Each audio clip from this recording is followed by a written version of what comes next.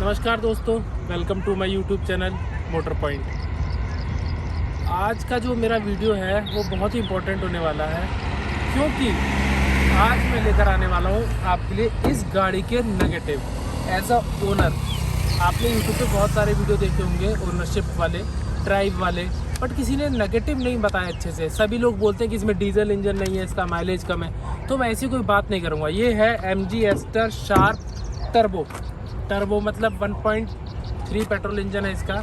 Turbo है तो ज़्यादा माइलेज एक्सपेक्ट भी नहीं कर सकते, तो सीधा वीडियो को ही नेगेटिव शुरू करते हैं। पहला है हाँ, उस वीडियो से पहले मैं आपको बता देना चाहता हूँ कि हर गाड़ी के नेगेटिव और पॉजिटिव हर ओनर के हिसाब से अलग अलग होते हैं। तो मैंने अपने इस वीडियो में प्रायोरिटी सेट की है कि मेरे लिए इस गाड़ी के नेगेटिव क्या है। मे बी आपके लिए सेम ना हो, तो मैं प्रायोरिटी वाइज बताऊँगा। वो पहला, अब हम चालू करते हैं। मेरी हाइट है लगभग 6 फीट और मेरा वेट है लगभग 80 kg, तो उस हिसाब से मैं नेगेटिव बताना आपको शुरू करूँगा। पहला नेगेटिव है इसका अंडर थाई सपोर्ट। ठीक है, मेरी हाइट के हिसाब से इसका अंडर थाई सपोर्ट थोड़ा सा कम है। मैं इस गाड़ी को अंडर थाई सपोर्ट के लिए सबसे पीछे करके चलाता हूँ। यहाँ ये डेड पेडल पे पैर रखता हूँ यहाँ से, अब मेरे को अच्छा अंडर थाई सपोर्ट मिलता है। बट उसके लिए क्या है, दूसरा नेगेटिव इसका इम्पोर्टेंट, इसमें टेलीस्कोपिक स्टीयरिंग नहीं है। तो ये टेलीस्कोपिक स्टीयरिंग की वजह से मेरे को थोड़ा सा सीधा हाथ करके चलाना पड़ता है। थोड़ा सा ये आगे को और होता तो मेरे लिए कंफर्टेबल होता। साथ में अंडर थाई सपोर्ट जो है बैक सीट पे मैं दिखाता हूँ। मेरी हाइट के हिसाब से इसमें अंडर थाई सपोर्ट कम है, बिल्कुल ज़ीरो। मैं बिल्कुल एक ना के बराबर। आपने देखे होंगे बहुत सारे 5-5 फुट के यूट्यूबर्स वीडियो बनाते हैं, बोलते हैं बहुत अच्छा अंडर थाई सपोर्ट है, बट मेरी हाइट के हिसाब से ये अंडर थाई सपोर्ट इसमें नहीं है। इसका तीसरा नेगेटिव है स्टोरेज प्रॉब्लम। अब देखिए इस गाड़ी में, देखिए अब एक नॉर्मल इंसान जो होता है एक वॉलेट कैरी करता है अपने साथ, एक मोबाइल कैरी करता है। ठीक है, जैसे मैं हूँ तो मैं सनग्लास भी कैरी करता हूँ। ठीक है, अब एक तो इस गाड़ी में सनग्लास होल्डर नहीं है बिल्कुल भी, आप कहीं भी देखेंगे कोई सनग्लास होल्डर नहीं है। ये मेरा मोबाइल है, मेरा मोबाइल एक्चुअली छोटा है। ठीक है, तो मैं इसको यहाँ रखता हूँ। ठीक है, अब यहाँ रख के, अब मैं देखिए अगर कोई बड़ा यहाँ ये रख दिया, अब मैं अपना वॉलेट कहाँ रखूँ, यहाँ पे वॉलेट रख दिया। मैं कॉफ़ी भी अपने साथ रोज़ सुबह ऑफिस जाता हूँ, तो यहाँ मैंने कॉफ़ी रख दी। अब कोई स्पेस बचा ही नहीं अगर मैं दूसरा कुछ रखूँ। तो मोबाइल की जो स्टोरेज है उसमें होनी चाहिए थी, सीधा होना चाहिए था। ये गियर बॉक्स का जो पूरा सेंट्रल कंसोल है अच्छा लगता है, मैं मानता हूँ, बट ये बहुत सारा स्पेस खा जाता है। तो स्टोरेज की इसमें कुछ ना कुछ दिक्कत है। ये भी बहुत छोटा है इसका, एक प्रॉपर इसमें कुछ बस एक यही आ पाता है, तो स्टोरेज प्रॉब्लम इसमें है। तो ये है चौथा इसमें नेगेटिव। इसके जो ORVMs हैं ये मेरे को छोटे लगते हैं। मे बी अगर कोई ड्राइवर ऑल्टो से या फिर छोटी गाड़ी से शिफ्ट करेगा उसको इतने छोटे ना लगे, बट मैं ऑलरेडी किया सेल्टोस और होंडा सिटी ड्राइव कर चुका हूँ अपनी लाइफ में, तो मुझे उसके कंपैरेटिवली छोटे लगते हैं, ज़्यादा एरिया कवर नहीं। अब बात करते हैं इसके 5वें नेगेटिव के बारे में, जो कि बहुत इंपॉर्टेंट है, वो है वेंटिलेटेड सीट्स। अब बहुत लोग इसको बोलेंगे कि ये तो कोई ज़्यादा इंपॉर्टेंट नहीं है, नेगेटिव नहीं हुआ। देखिए पहली बात तो इसके बाकी जितने भी कॉम्पिटिटिव गाड़ी वाली गाड़ियाँ हैं, कुशाक, टाइगून, सेल्टोस, क्रेटा, उन सभी में वेंटिलेटेड सीट्स आती है। तीसरा, हम दिल्ली NCR में रहते हैं और यहाँ बहुत गर्मी पड़ती है, तो अगर आपकी गाड़ी में वेंटिलेटेड सीट्स होती है तो 50% जो आपकी ड्राइविंग की थकान होती है वो वैसे ही दूर हो जाती है। जिसने ये फीचर कभी एक्सपीरियंस नहीं किया उसको इस चीज़ की वैल्यू नहीं पता। तो ये एक बहुत ही बड़ा नेगेटिव फीचर है इस गाड़ी का, वेंटिलेटेड सीट्स ना होना, कंसिडरिंग कि हम नॉर्थ इंडिया में रहते हैं और इसमें वेंटिलेटेड सीट्स नहीं है। और जबकि इसमें हीटेड ORVMs हैं, वो शायद इंडियन कंडीशंस के हिसाब से नहीं भी होते तो भी चलता, तो इसमें वेंटिलेटेड सीट्स ना होना एक नेगेटिव फीचर है। अब छठे फीचर की बात करेंगे, वो है ये। अब आप ये देखेंगे मैनुअली एडजस्टेड ORVM है। अब ये IRVM, अब ये IRVM इलेक्ट्रिकल हेक्टर में आता है, 10,000 रुपये की कॉस्ट होती है बस इसकी, मात्र मैं बता दूं आपको। तो अगर ये होता तो अच्छी बात होती, मेरे ख्याल से दिया जा सकता था। अब इसका 7वां नेगेटिव है वायरलेस एंड्रॉइड ऑटो और एप्पल कारप्ले। अब देखिए मेरे को ये वायर लेके घूमना पड़ता है इस 20 लाख की गाड़ी में भी।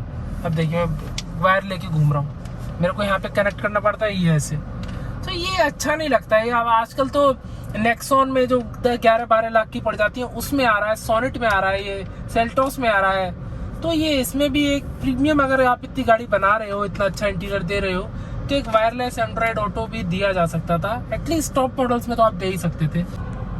8वां नेगेटिव मैं इसका जो बताता हूँ, जो मेरे लिए टॉप 8 नेगेटिव फीचर्स में से है, लास्ट 8वां नेगेटिव फीचर वो है इसके स्टीयरिंग मोड्स।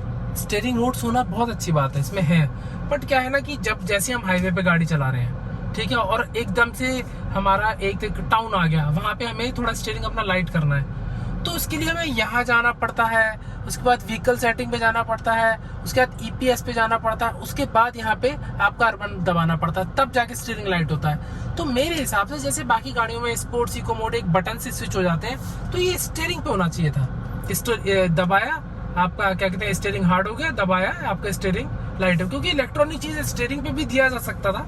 जब आपका वॉल्यूम बटन स्टीयरिंग पे हो सकते हैं, क्रूज कंट्रोल स्टीयरिंग पे हो सकता है, तो ये तो स्टीयरिंग मोड ही है, ये तो स्टीयरिंग पे दिया जाना ही चाहिए था। तो ये मेरा 8वां नेगेटिव है। अब ये जितने भी इसके आगे मैं पॉइंट बताऊंगा 9th नंबर से, वो इतने इंपॉर्टेंट नेगेटिव फीचर नहीं है, बट स्टिल मैं बता रहा हूँ आपको। 9th पॉइंट जो है, ये मेरे लिए नहीं है, आपके लिए बहुत ज़रूरी भी हो सकता है। 9th नेगेटिव पॉइंट है इसका इम्प्रैक्टिकल बूट स्पेस। कहने तो इसका 400 लीटर का बूट स्पेस है, बट मैं आपको बता दूं, इससे जो छोटी गाड़ियां हैं, कुशाक हो गई, टाइगून हो गई, उसमें 385 लीटर के आसपास बूट स्पेस आता है, बट वो इतना प्रैक्टिकल है, उसमें इतने बड़े बड़े बैग्स आ जाते हैं। इसमें आप एक बैग रख लो तो दूसरे बैग की बिल्कुल जगह ही नहीं बचती है। पता नहीं ये कैसे डिज़ाइन किया है MG ने, बट ये बूट स्पेस इसका प्रैक्टिकल नहीं है। मैं इतना ज़्यादा बूट यूज़ नहीं करता हूँ, तो इसलिए मेरे लिए ठीक है, लेकिन ये एक नेगेटिव है।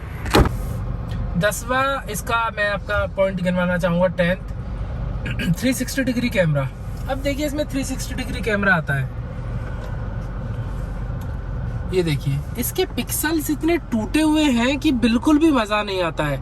ऑल्दो ये अपना काम कर देता है, लेकिन जो इसकी कॉम्पिटिटर वाली गाड़ी है, आपका बहुत कम गाड़ियों में आता है, लेकिन सेल्टोस में 360 डिग्री कैमरा इतना क्लियर है कि मजा ही आ जाता है। लेकिन ये आपका काम चला देगा, तो इसलिए मेरे लिए इतना नेगेटिव फीचर नहीं है। बट हाँ, कोई बिगनर्स है, कोई बिगनर इस गाड़ी को चला रहा है, इसी गाड़ी से सीख रहा है, तो 360 डिग्री कैमरा क्लियर हो तो ज्यादा अच्छा रहता है। अब इसका 11वां नेगेटिव फीचर, इसकी जो इलेक्ट्रॉनिक एडजस्टेबल सीट्स है, ये इधर अच्छी बात है, इलेक्ट्रिक एडजस्टेबल सीट होना कोई दिक्कत नहीं है। बहुत सी इसकी कॉम्पिटिटर वाली गाड़ियों में तो आता भी नहीं है, क्रेटा कुशाक में नहीं आता है, आपका इसका टाइगून में नहीं आता है, क्रेटा सेल्टोस के टॉप मॉडल में ही आता है, जो 21 लाख तक जाते हैं, कोई दिक्कत नहीं है। बट क्या इसमें मेमोरी फंक्शन भी एक होना चाहिए था, क्योंकि जैसे मैं जब अपने ऑफिस में जाता हूँ और एक जो आपका वैले में अपनी पार्किंग देता हूँ, तो वो अपने हिसाब से एडजस्ट कर लेता है अपनी सीट। उसके बाद जब मैं गाड़ी में आके बैठता हूँ तो मेरे को फिर से वहां पे से एडजस्ट करना पड़ता है अपने हिसाब से सीट। तो अगर एक बटन होता है मेमोरी वाला, मैं उस पर बटन दबाऊं, जो आपका XUV 700 में आता है, ज्यादा महंगा नहीं लगेगा अगर वो मेमोरी सीट डाल देंगे, तो एक बटन दबाए तो गाड़ी अपने आप ही मेरे हिसाब से एडजस्ट हो जाएगी। या मेरा भाई अगर इस गाड़ी को चलाए या और कोई फ्रेंड चलाए, तो वो दूसरे नंबर का बटन दबाते तो उसके हिसाब से एडजस्ट हो जाएगी। तो मेमोरी, ये जो इलेक्ट्रिकल एडजस्टेबल सीट्स है, इसका यूज तब ज्यादा अच्छा होता है जब इसमें मेमोरी फंक्शन भी हो। अदरवाइज तो अगर मैनुअल भी हो तो भी कोई दिक्कत नहीं है। 12th नेगेटिव फीचर मैं इसका बोलूंगा, इतना जरूरी नहीं है लेकिन मैंने आपको पहले ही बता दिया था, वो है इसका इलेक्ट्रॉनिक टेलगेट। जिससे हेक्टर में आता है, वो पैर पे स्वाइप करो और टेलगेट ओपन हो जाता है। अब इतनी प्रीमियम गाड़ी में, तो एटलीस्ट टॉप मॉडल में तो आप वो फीचर दे ही सकते थे, तो इसलिए मेरे लिए वो 12th इसका नेगेटिव पॉइंट है। 13th नेगेटिव पॉइंट जो मेरे लिए है, वो है इसका पेडल शिफ्टर का ना होना। अब देखिए इसकी जो कॉम्पिटिटर वाली गाड़ियां हैं, आप कुशाक ले लो, ठीक है, उसमें आपका पेडल शिफ्टर आते हैं, टाइगून में आते हैं, सेल्टोस में आते हैं, ठीक है। ये तो चलो टर्बोचार्ज्ड इंजन है, इसमें शायद जरूरत भी नहीं है, इसलिए मैंने इसको बहुत लास्ट में रखा है, 13th नेगेटिव पॉइंट रखा है। बट CVT में तो अगर आप हिल्स पे चला रहे हो तो बार बार आपको उसको टिप्ट्रॉनिक पे लेके प्लस माइनस करना पड़ेगा। एक पेडल शिफ्टर्स होते तो ज्यादा अच्छा होता। 14th और लास्ट नेगेटिव, जो इतना जरूरी नहीं है बट मैं तब भी इसको एड ऑन कर रहा हूँ, वो है ये बिल्कुल ही यूजलेस है, बिल्कुल ही यूजलेस है, इसका कोई काम नहीं है। ये आपको जोक भी सुनाएगा तो इतने घटिया, आधे से टाइम इसमें इंटरनेट नहीं आता है, तो इसका कोई यूज ज्यादा रह नहीं जाता है। ये इनबिल्ट होता, अगर ये देना भी था आपको AI बॉट, आपको इनबिल्ट होता, जैसे XUV 700 में आता है या और गाड़ियों में भी आता है।